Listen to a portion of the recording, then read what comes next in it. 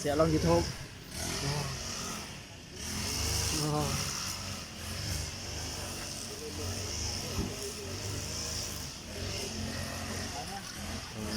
ไป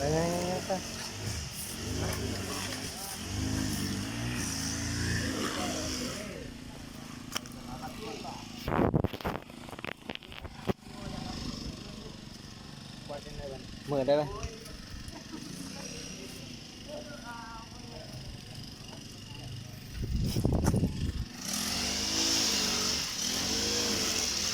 กวาด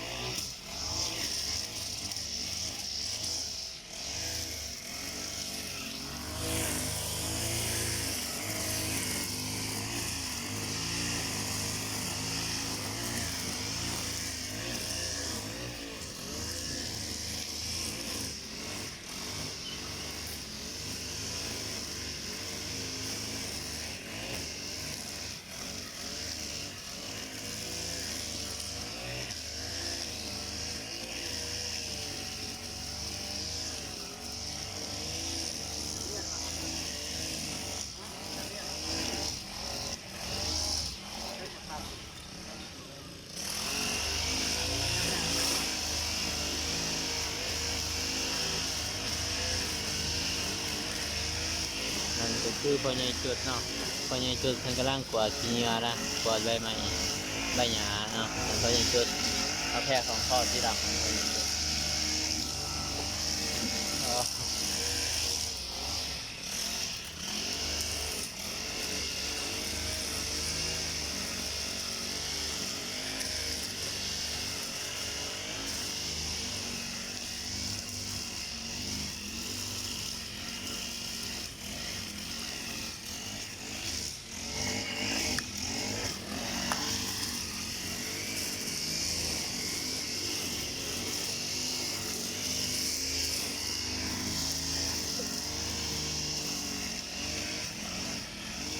ไล่โซดอยู่เลยไล่โซดเลยสวัสดีครับคุณผู้ชมเออโอ้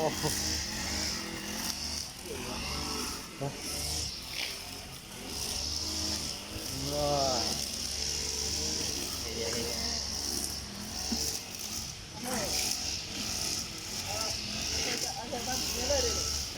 จอดนี้ไม่ได้จอดนี้ไม่ทิ้งอะไรเลยป้าอย่างนี้ไม่ทิ้งอะไร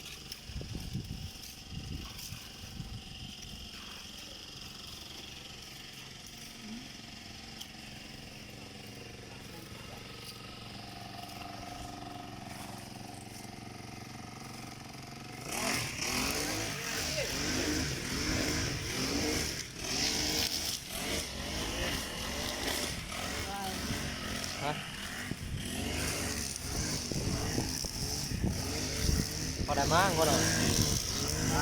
ได้นะ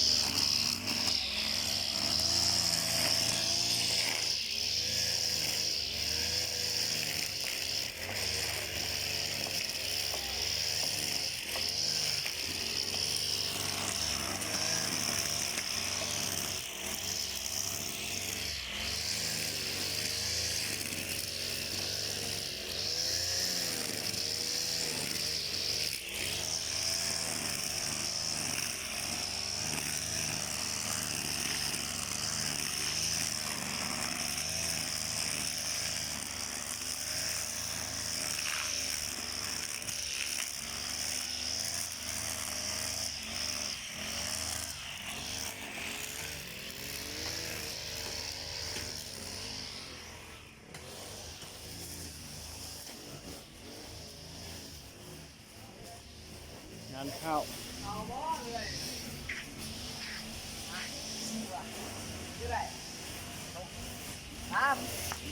ซีนนี่เขาจะแกไป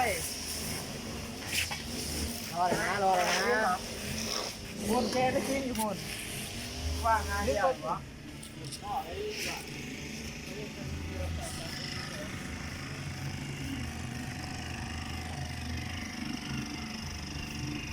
ได้ตัวตักขนาดนี้ก็ตกขนาด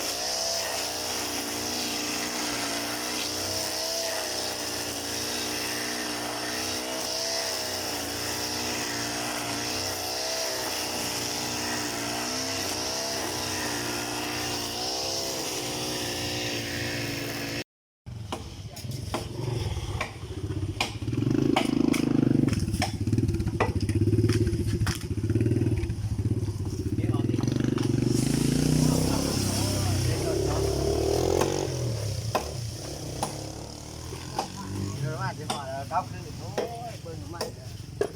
ตั้งไว้เดี๋ยวลากไปด่างลงขาเดียวแสดงเด้งหมดเลย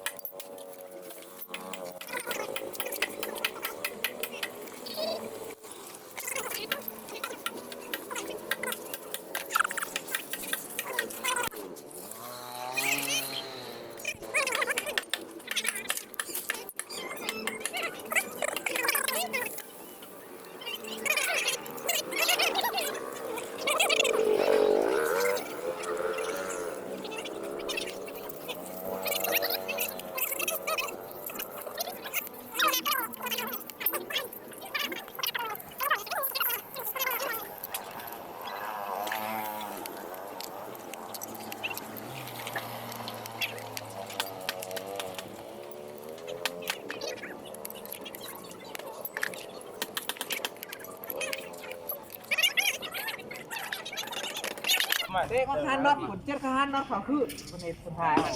เด็กข้างน็อตออกเจ็ดข้างน็อตเขาก็เสียลงบนเนียนแหละขาย3 ชั่วโมงคัดเอาอยู่ขายแล้วสิตัวนี้ก็สิตัดคือกันเนาะ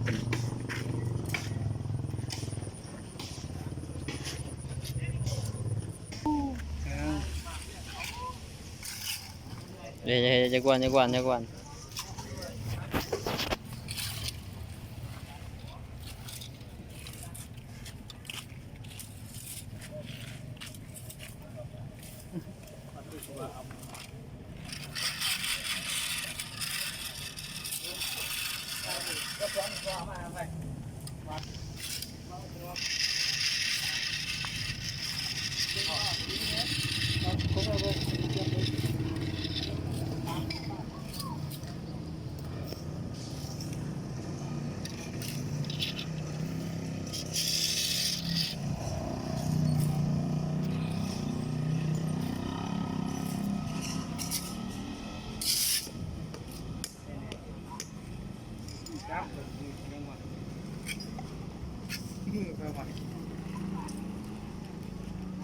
แ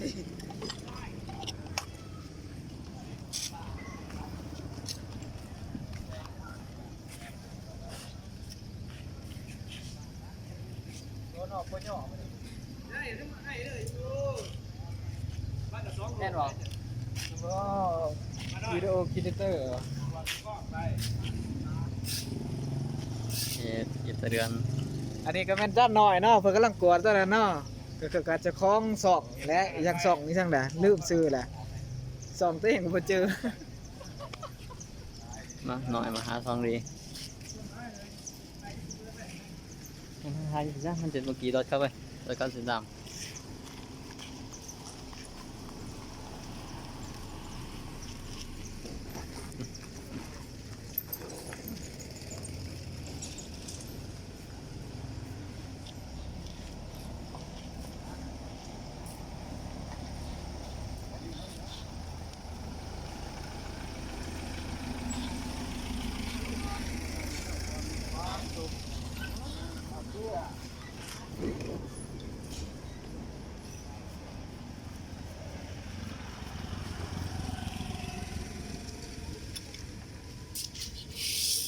อะไรได้ไหมครับ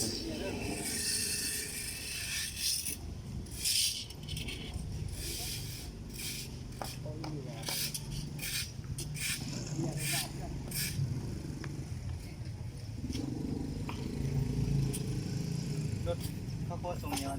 เนาะ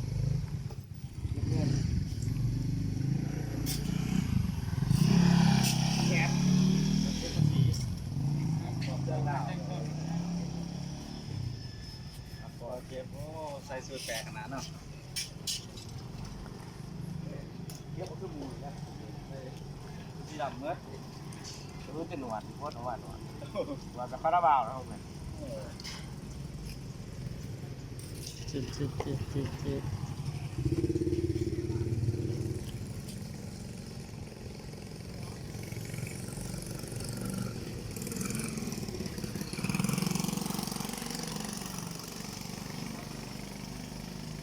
เพิ่งบอกว่ากวนอ่ะเดือน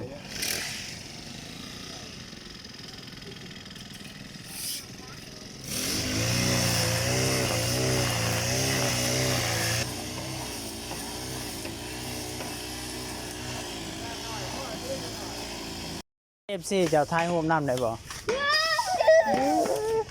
ใช่เขียวเจ้าไม่ใช่